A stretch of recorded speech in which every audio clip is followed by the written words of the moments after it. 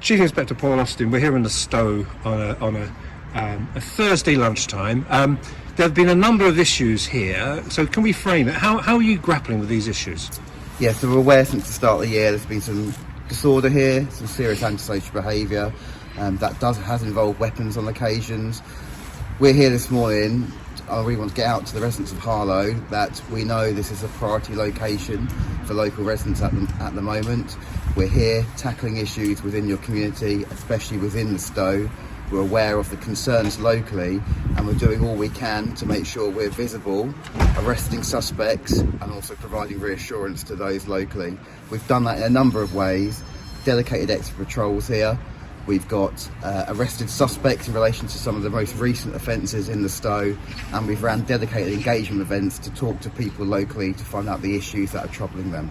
We've just been having a conversation around the corner, though. People do come up to you, people do, interact with you, and that's encouraging, isn't it? Yes, I would encourage anyone to contact my officers when out on patrol, to speak to them, to tell them their issues or concerns, or attend one of our weekly surgeries that are rotated around the town.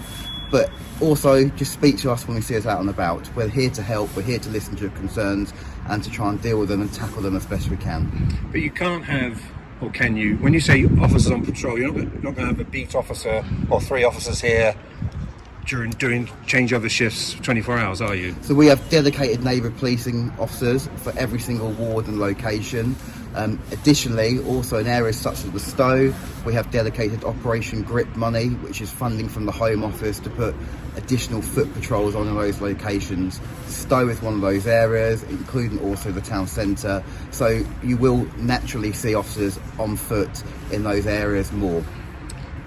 Our responsibility is to report things and not increase the fear of crime, but are we seeing an increase of young people, whatever that may mean, possessing knives? We have seen some incidents of young people with knives, especially around the Stowe.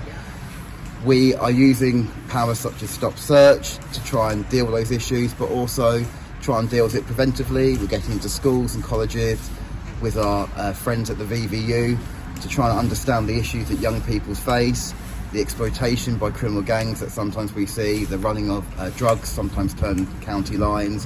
We're putting a lot of resource into there to prevent it, as well as tackle it on the front line. But if you have concerns over people carrying weapons or knives, please report them. And just a couple more questions. This is 2023. Sometimes there's lots of layers to policing, isn't there, these days? It's a lot more complex. And do you feel people understand that? It's a challenging world to operate in sometimes. There's lots of different avenues that we deal with: vulnerability, mental health, domestic abuse, historic sexual abuse. But fundamentally, I also want to let people of Harlow know there is local policing is still really important to us. Having a good local neighbourhood policing team that is able to respond to your concerns is incredibly important to me and to Essex Police still, and having visible officers on the streets who they can approach and see to deal and tackle crime is also still incredibly important. So you mentioned mental health. I know this is probably a question for Robert Halfon and the politicians, but is a lot of your, inverted words, jobs, casework to do with people with mental health issues, and is that taking up a lot of your time? Yes, it does take up a lot of our time. Yes, we deal with people in mental health distress and crisis on a daily basis, if I'm to be frank. We have good partnerships with the NHS. However, we're really keen that people who experience mental health shouldn't necessarily be in the criminal justice system. They should be diverted to the right service for them at the time to give them the right help. We don't want to see people with mental health in the wrong service or in the criminal justice system if they don't need to be there. So the right service for the right job.